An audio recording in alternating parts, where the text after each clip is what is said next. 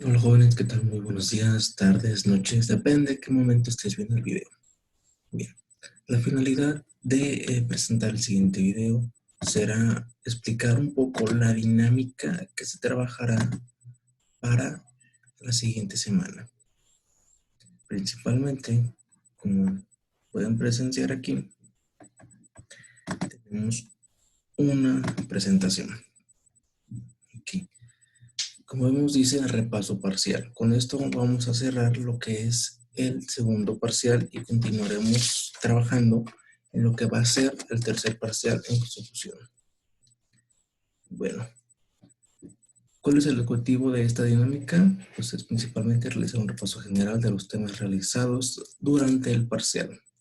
Asimismo, explicar los trabajos que se efectuaron la semana pasada, inclusive los trabajos de esta semana, para reforzar los conocimientos que se pudieron haber no perdidos, sino más bien no concretado. ¿Ok? Entonces lo que vamos a trabajar. Aquí están los temas que hemos desarrollado a lo largo del parcial.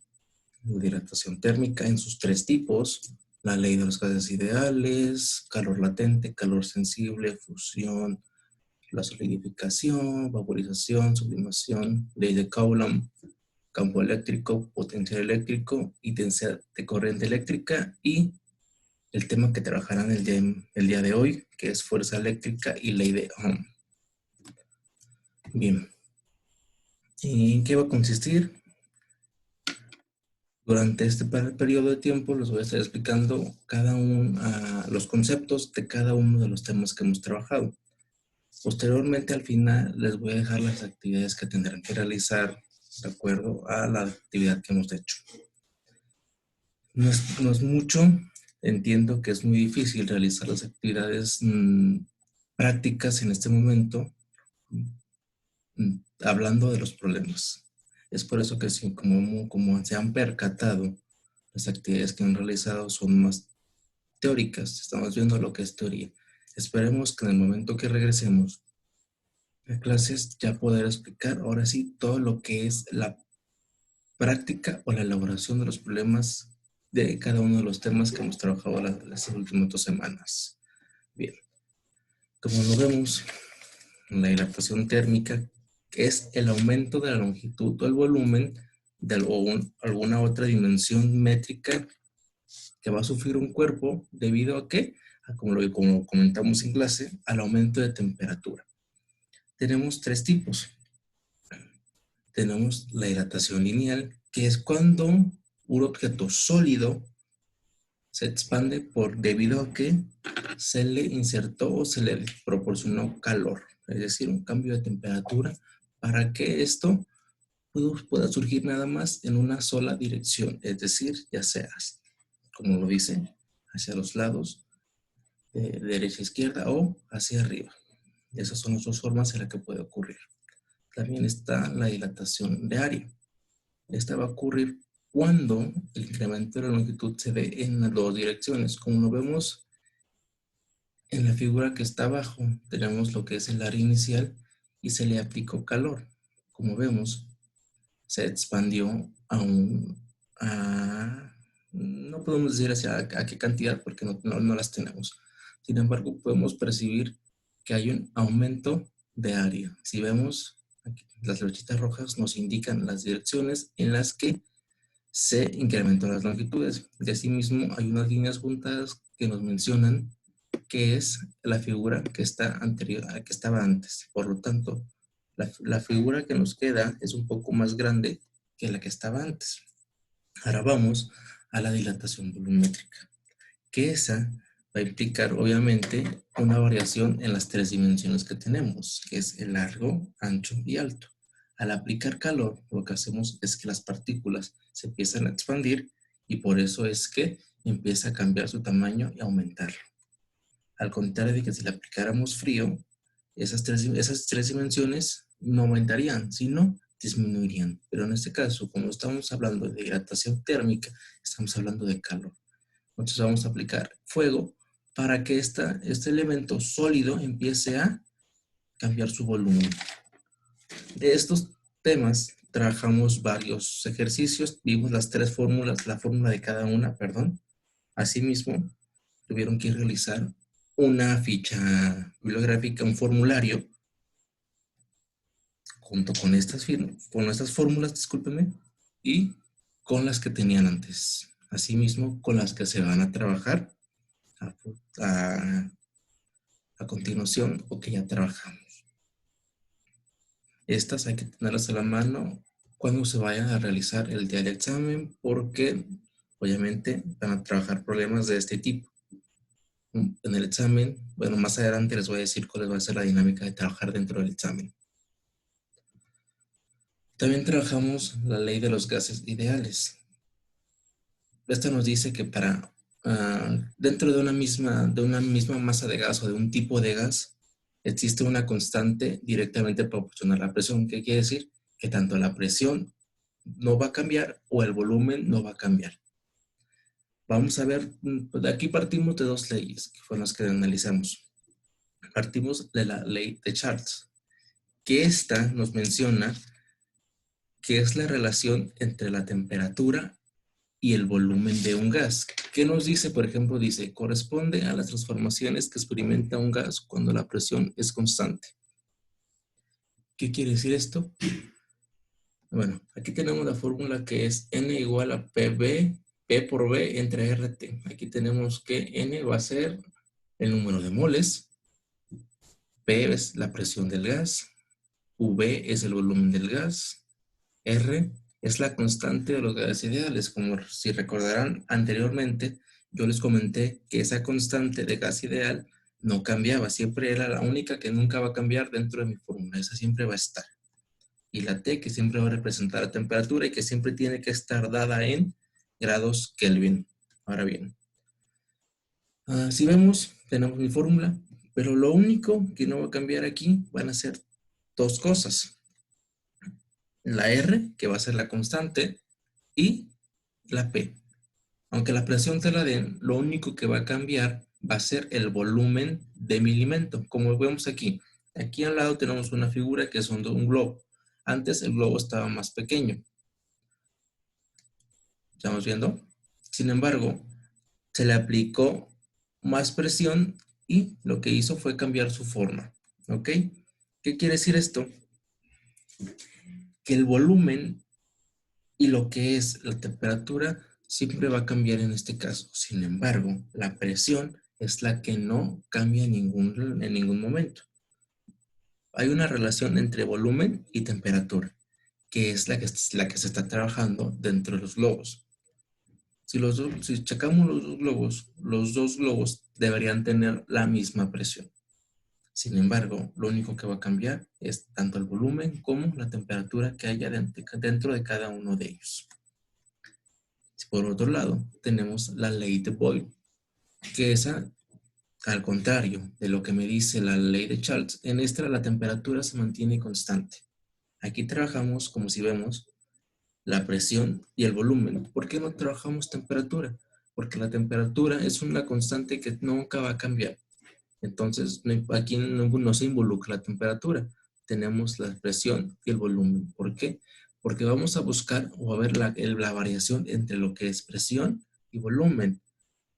Por otro lado, anteriormente trabajamos lo que era la diferencia entre la temperatura y el volumen. En este caso, la ley de Boyle trabaja presión y volumen.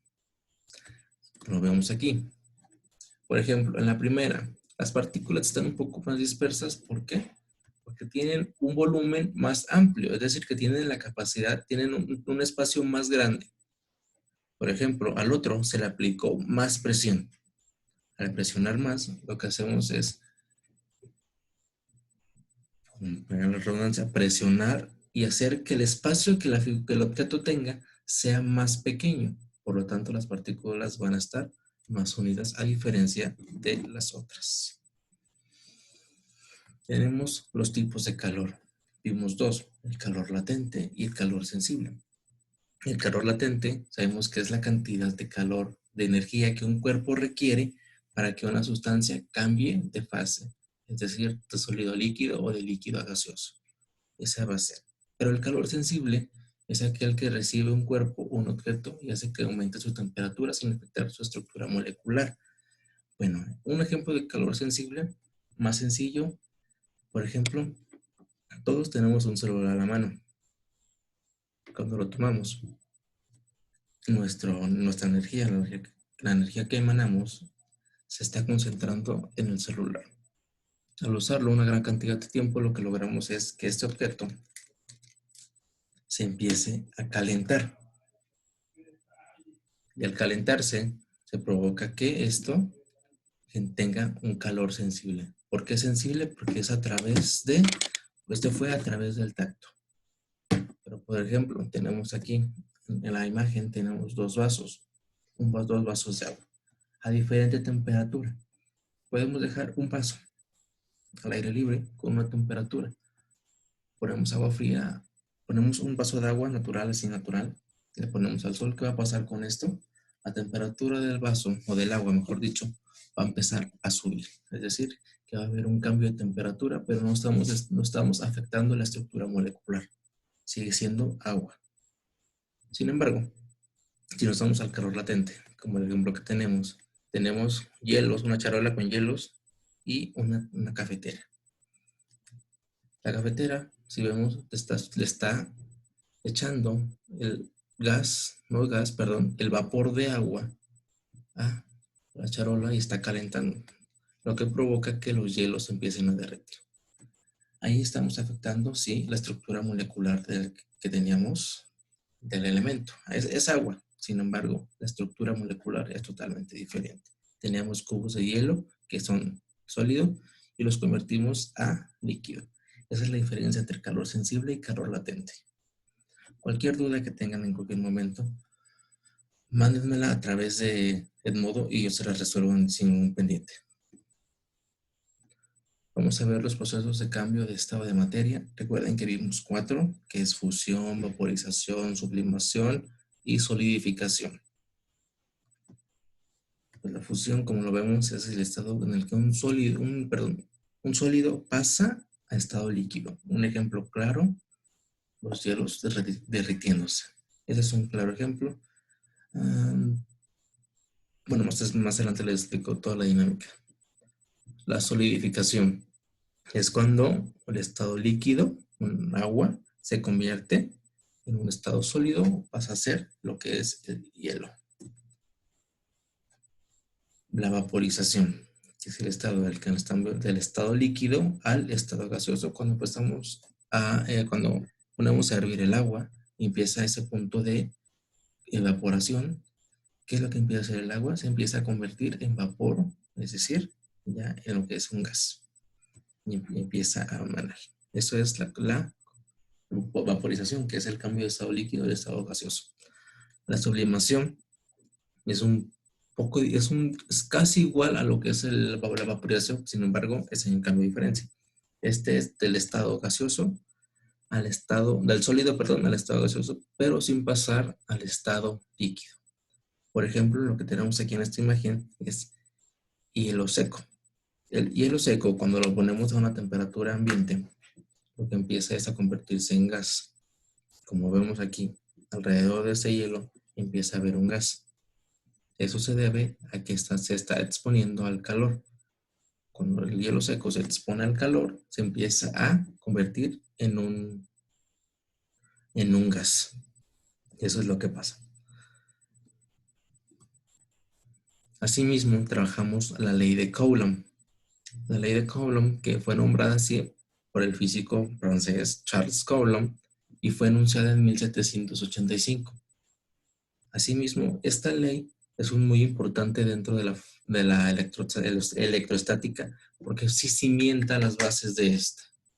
Entonces, aquí es donde parte prácticamente todo lo que es la electroestática.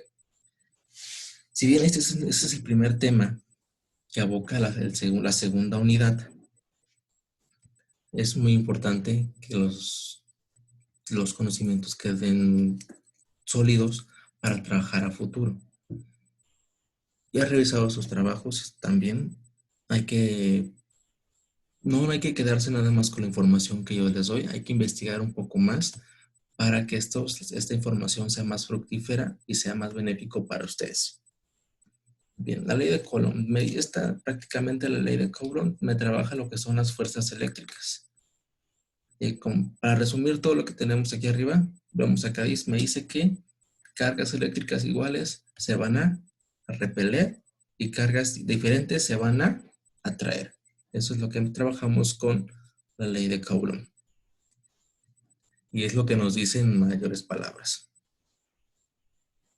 Bien, vamos con lo que es un campo eléctrico. Eso fue lo que trabajamos esta semana. Quizá se les hizo un poco confuso, un poco complicado de entender. A mí también se me hace complicado de entender, no de entender, sino de explicarles de una manera más fácil de cuando estuviéramos en el salón de clase. Sin embargo, estas son las circunstancias en las que tenemos que estar y vamos a trabajar lo mayor posible para obtener los mayores beneficios. Pero el campo eléctrico, bueno, el campo eléctrico nos sirve para describir la interacción que existe entre cuerpos o sistemas que tienen propiedades eléctricas. Es decir, que es una representación gráfica de las interacciones que existen entre cuerpos. Como ejemplo, en el video que trabajaron que tuvieron que haber visto de Khan Academy, quien explicaba, les hacía mención de que un campo eléctrico puede tomarse como una telaraña. Esto, a que cada flecha o cada vector es tomado como una telaraña que forja la araña. Perdón. Entonces, básicamente es lo que es un espacio que nos permite describir la interacción que existe entre cuerpos. Aquí no vamos a entrar más a detalle a trabajar con los campos eléctricos, más que ya que estemos en el salón de clase para poder trabajarlo más práctico. Por ejemplo, ¿quién fue? En este caso, el campo eléctrico lo descubrió Michael Faraday en 1831 y fue dentro de lo que es el principio de inducción electromagnética. Por ejemplo, en las imágenes tenemos dos campos eléctricos, uno negativo y otro positivo. Los negativos, los vectores están hacia adentro y en el positivo los vectores están hacia afuera. Esto es una forma de representar que la energía fluye de manera negativa o de manera positiva. Esto es lo que nos menciona el campo eléctrico. Bien, esto es lo que vamos a trabajar en la sesión de hoy. Fuerza electromotriz y ley de Ohm. No nos vamos a meter mucho a fondo a trabajar ya lo que tenemos de este lado, de su lado izquierdo, que son las fórmulas. Más bien vamos a trabajar los conceptos y la parte teórica. Como les mencioné al principio, una vez que regresemos a clases, vamos a retomar los temas, pero ahora para ver la parte práctica, es decir, realizar los problemas, ahora sí para entender cómo es que funciona, por ejemplo, un campo eléctrico, cómo funciona la fuerza electromotriz o la ley de Ohm, la ley de Coulomb. Esto para que no se me compliquen ahorita, porque si no sería un poco confuso para ustedes, que les dijera, tengan que resolver estos problemas, si les explico, pero a la vez ya sabemos que las dudas siempre persisten en el momento de realizar los problemas. Así que en su momento, cuando regresemos, trabajaremos los problemas, inclusive también reforzaremos los temas que hemos trabajado para que queden más cimentados. Bien, fuerza electromotriz. Pues aquí, como vemos, es toda causa capaz de mantener una diferencia de potencial entre dos puntos de un circuito abierto o de producir una corriente eléctrica. Si bien la fuerza electromotriz es aquella que prácticamente necesita un objeto para funcionar. Es decir, por ejemplo, lo tenemos aquí, producir una corriente eléctrica. Por ejemplo, cuando conectamos el cargador a nuestro celular, ¿qué es lo que le pasa a mi celular? Le pasa corriente y la batería se empieza a cargar. Esa es la fuerza electromotriz. Tenemos aquí, por ejemplo, la batería y el consumidor. La batería le está pasando energía a el consumidor. Entonces, ¿qué está haciendo el consumidor? Está consumiendo la energía que está emanando de la batería. Es así como funciona un poco la fuerza electromotriz. Está lo que es la batería, el consumidor. El consumidor empieza a consumir la energía y una vez que este se la consume toda, ¿qué empieza a hacer? Tiene que adquirir otra batería para empezar a trabajar. Ahora bien, la ley de Coulomb, se define como la resistencia que se opone al flujo de carga eléctrica. Principalmente, la ley de Ohm nos va a explicar cómo es que un objeto opone resistencia al flujo de energía eléctrica. La ley de Ohm se explica más, no teóricamente, sino es más práctica. Entonces, lo que tenemos aquí, por ejemplo, son las tres fórmulas que trabajamos con la ley de Ohm. Primero, hay que explicar. En el círculo tenemos tres. La de arriba es la de voltaje. El voltaje siempre se representa en volts, que es con la V.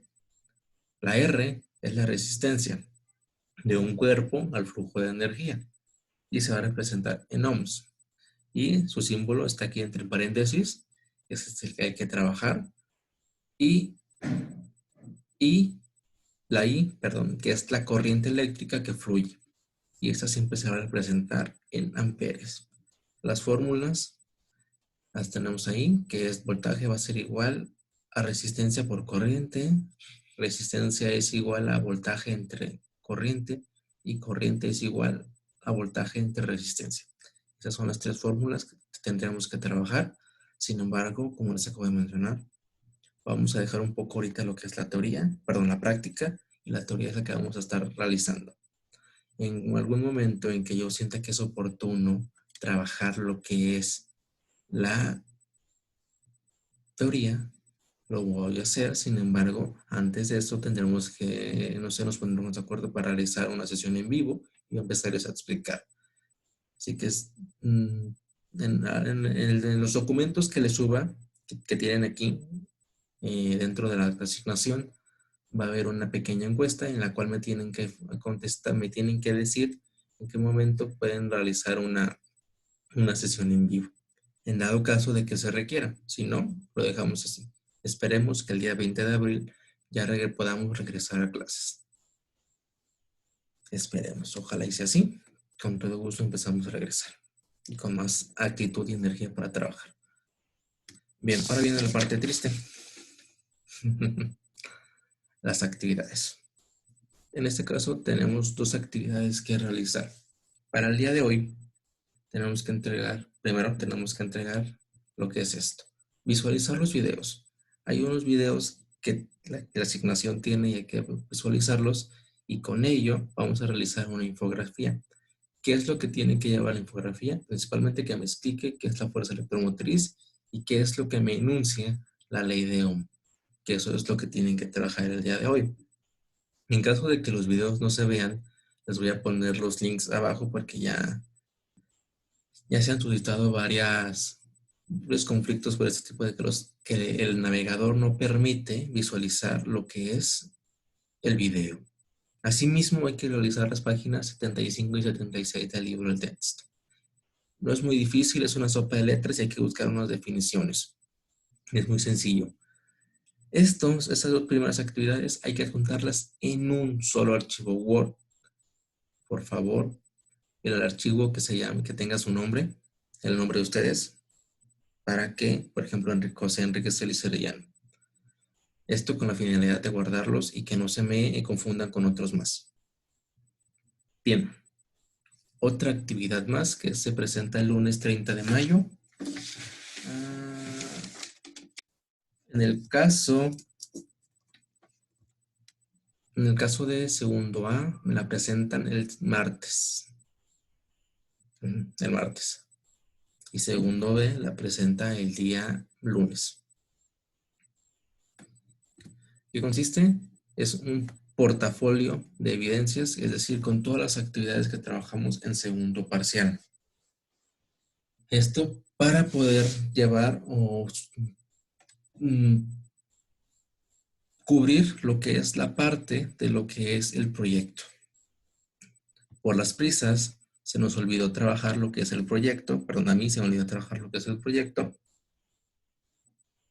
Y lo que pretendo con este portafolio es cubrir la parte que tendrá que llevar el proyecto.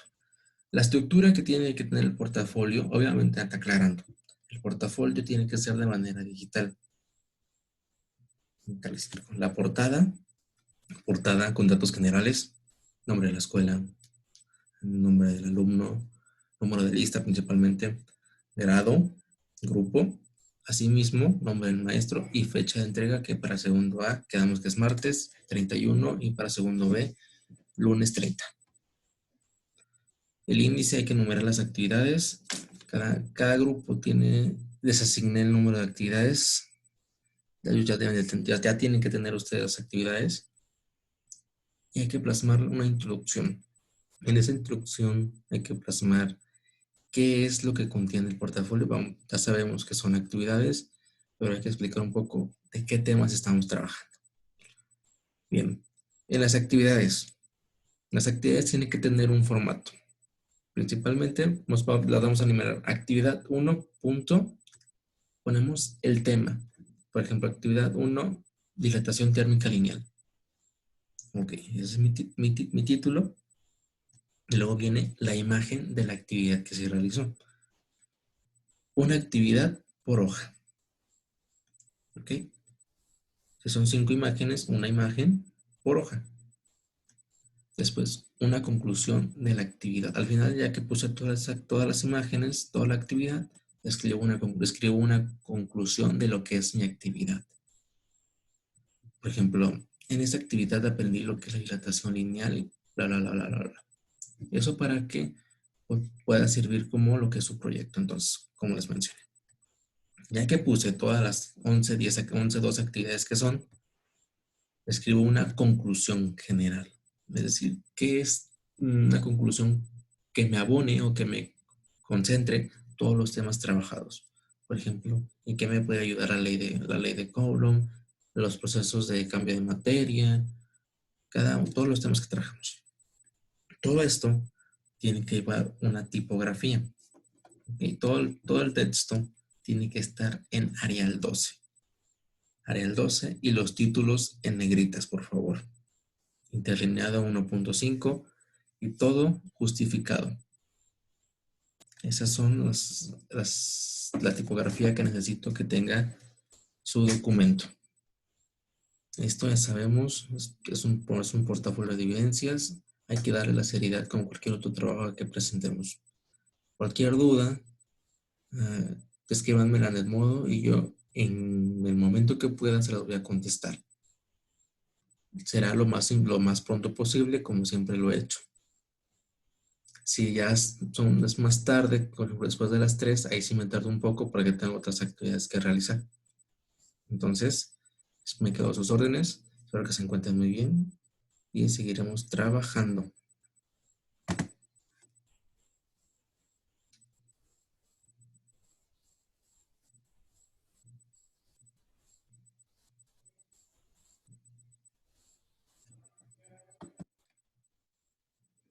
Hasta luego, jóvenes, que estén bien.